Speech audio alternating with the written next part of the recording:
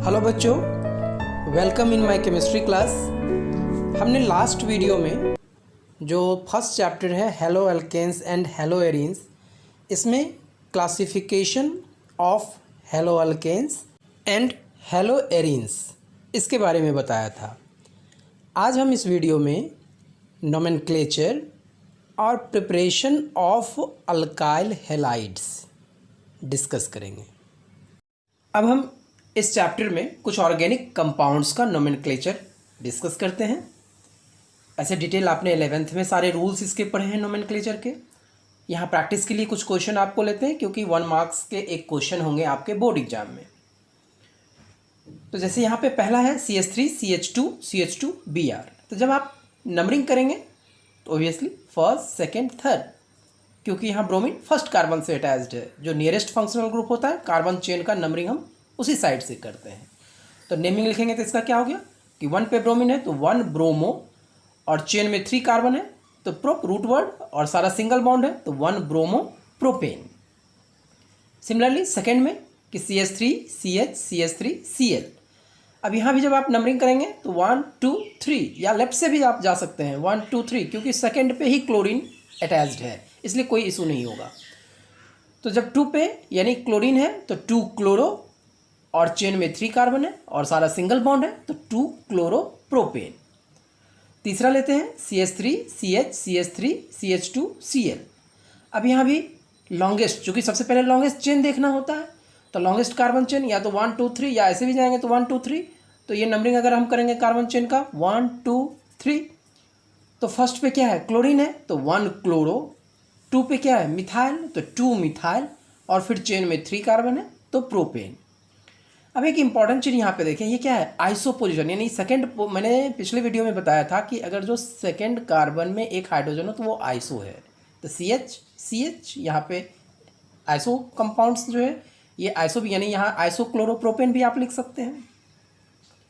जैसे यहाँ एक CH3 Br है। अब यहाँ भी लॉन्गेस्ट चेन, चाहे 1 2 3, जब आप नंबरिंग करेंगे तो 1 2 3, लॉन्गेस्ट कार्बन चेन यही है। तो 2 पे ब्रोमो है तो 2 ब्रोमो, 2 पे मिथाइल 2 मिथाइल, और रूट चेन जो कार्बन चेन है उसमें 3 कार्बन है तो प्रोपेन, और सारा सिंगली बॉन्डेड है तो 2 ब्रोमो 2 मिथाइल प्रोपेन।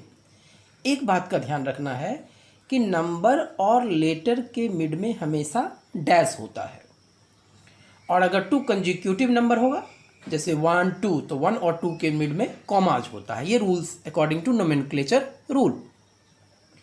तो यहाँ एक देखिए, यानी जो मैं कह रहा था कि एक नॉर्मल, आइसो और नियो में ये आइडेंटिफाई करें कि इस कार्बन से जो सेकेंड कार्बन है इसमें कोई भी हाइड्रोजन नहीं है। तो आसानी से आप पहचान सकते हैं कि कौन सा नॉर्मल कार्बन कंपाउंड्स है, कौन आइसो है, कौन नियो है। तो नियो में यहाँ पे देख रहे हैं कोई भी हाइड्रोजन अटैच नहीं है, इसलिए इसको आप नियो ब्यूटाइल ब्रोमाइड भी बोल सकते हैं। हम 5 में आइए। नेक्स्ट क्वेश्चन जो है एरोमेटिक यानी एराइल कंपाउंड्स में नोमेनक्लेचर कुछ लेते हैं। जैसे ये बेंजीन है और यहाँ ब्रोमीन अटैच्ड है, तो सिंपल है कि एक ही यहाँ ब्रोमीन अटैच्ड है, तो इसलिए आप 1 ब्रोमो बेंजीन या 1 ब्रोमो बेंजीन लिख सकते हैं यूपेक नेम के अकॉर्डिंग। सेकेंड जो है इसका 6 नंबर जो है एराइल में बेंजीन है, और यहाँ पे 2 पोजिशन पे ब्रोमीन अटैच्ड है। तो जब आप नंबरिंग करेंगे तो जैसे यहाँ से स्टार्ट किया तो 1 2 3, हम इस साइड से नहीं जा सकते क्योंकि नियरेस्ट जिधर से आपका स्ट्रक्चर में जो फंक्शनल ग्रुप अटैच्ड है तो नंबरिंग भी उधर से ही होगा। तो 1 2 3। अब नेमिंग जब लिखेंगे तो 1 यानी फर्स्ट पोजीशन पे ब्रोमीन है, और थर्ड पोजीशन पे तो 1 3, चूँकि नंबर 2 बार है तो यहाँ पे डाई, और नंबर और लेटर के बीच मैंने जैसा कहा कि डैश होगा तो 1 3 डाई ब्रोमो बेंजीन। तीसरा एराइल में ये देखिए कि बेंजीन है और डिफरेंट पोजीशन पे ब्रोमीन ग्रुप अटैच्ड है। तो नंबरिंग करेंगे 1 2 3 4 5 6। तो ब्रोमीन किस किस पे अटैच्ड है, फर्स्ट पे, थर्ड पे और फिफ्थ पे। तो 1 3 5 ट्राई ब्रोमो बेंजीन। अब यहाँ एक मैंने बॉन्ड लाइन फार्मूला में लिखा है CH3 CH double bond CH CH3H Br। तो यहाँ भी वही लॉन्गेस्ट चेन आपको देखना है। तो कार्बन आप देखिए कि ये दिख रहा होगा आपको कि 1 2 3 4, कार्बन चेन जो है ये आपका, और ये 5, इस कार्बन को यहाँ पे आप 5 ये लिख सकते हैं। तो ब्रोमीन यहाँ पे क्या है कि 1 2 3 4, फोर्थ पोजीशन पे ब्रोमीन है, तो 4 ब्रोमो, कार्बन चेन में जो ये चेन है इसमें 5 टोटल कार्बन है, तो पेंट, और डबल बॉन्ड है सेकेंड पोजीशन पे, तो 2 इन, यानी 4 ब्रोमो पेंट 2 इन।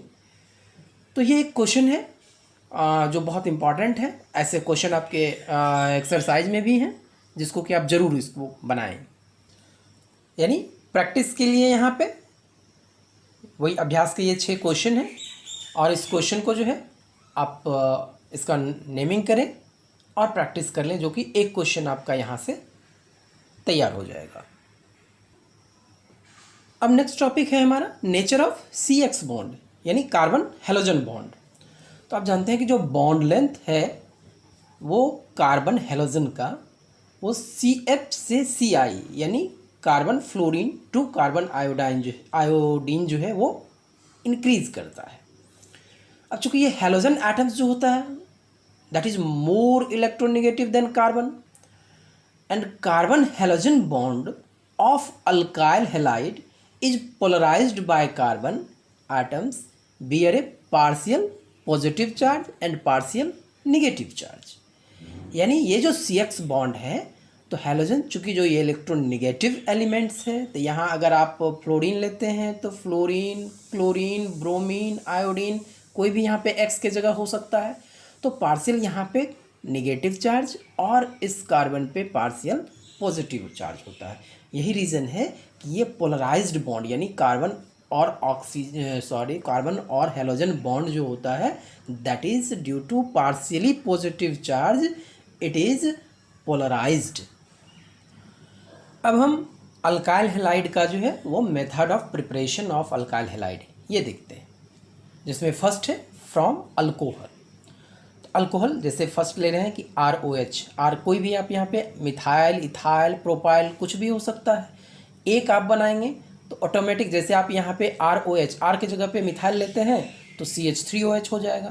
तो ROH plus HCl zinc chloride के प्रेजेंस में ये रिएक्शन होता है, तो ये OH और H वाटर लॉस कर गया और RCl यानी अल्काइल हैलाइड बन गया प्लस वाटर। तो उसी पे R की जगह अगर हमने यहाँ पे देखें कि ये मिथाइल अल्कोहल, HCl और जिंक क्लोराइड लिया है, तो ये मिथाइल अल्कोहल जो है यानी ये OH वाटर लॉस किया, CH3Cl यानी CS मिथाइल क्लोराइड बन गया प्लस वाटर। तो ये अल्कोहल से अल्काइल हैलाइड यानी कन्वर्सन भी हो गया कि जब भी आपको अल्कोहल से अल्काइल हैलाइड कन्वर्ट करना है तो अल्कोहल जो है वो hydrochloric acid in presence of zinc chloride से आप इसका रिएक्शन कराएंगे तो अल्काइल हैलाइड बनेगा। सेकेंड, उसी पे अल्कोहल का अगर आप PCl5 से रिएक्शन कराते हैं, ROH है और PCl5 से रिएक्शन कराते हैं तो RCl यानी अल्काइल हैलाइड और POCl3 प्लस HCl बना।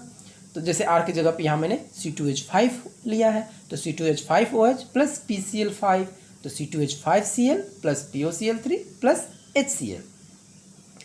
तीसरा अल्कोहल में है कि जैसे ROH है और अगर आप रेड फॉस्फोरस और हेलोजन यानी जो यहाँ गैसेस X2 जैसे Br2, I2 ये लेते हैं तो ये आप रेड फॉस्फोरस के प्रेजेंस में जो है वो अल्काइल हैलाइड बनाता है, RX अल्काइल हैलाइड। जैसे यहाँ CH3OH है तो रेड फॉस्फोरस Br2 CH3Br।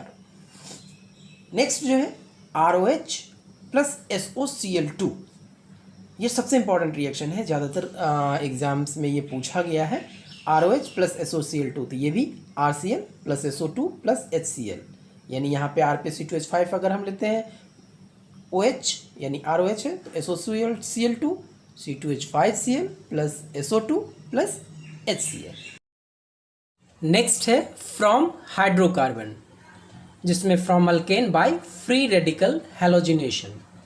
तो हम जानते हैं कि जो अल्केन्स होता है that is saturated hydrocarbon, and saturated hydrocarbon doesn't react easily, only at drastic condition mean at high temperature and pressure it react, that is in presence of sunlight.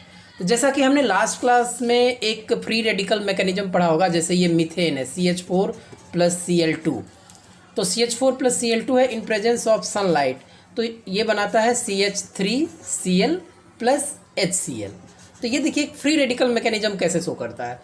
तो CH3 जो है यानी CH4 जो है यहाँ CH4 और Cl2 जो है ये Cl बॉन्ड है। तो ये बॉन्ड ब्रेक करता है तो क्लोरीन यानी ये रेडिकल और सेकेंड क्लोरीन ये रेडिकल, ये बॉन्ड ब्रेक किया तो अपना एक इलेक्ट्रॉन लेके ये क्लोरीन अलग हो गया और ये इलेक्ट्रॉन लेके ये क्लोरीन अलग हो गया। तो ये फ्री रेडिकल है। और हमें पता है कि free radical is much more reactive with respect to cation and anion. तो कैटायन और एनायन का मतलब है यहाँ पे, चूंकि कैटायन एनायन तो हम लोग कार्बन के कंडीशन में देखते हैं, तो क्लोरीन में भी जो अगर वो फ्री रेडिकल मॉड में है तो वो ज़्यादा रिएक्टिव होगा।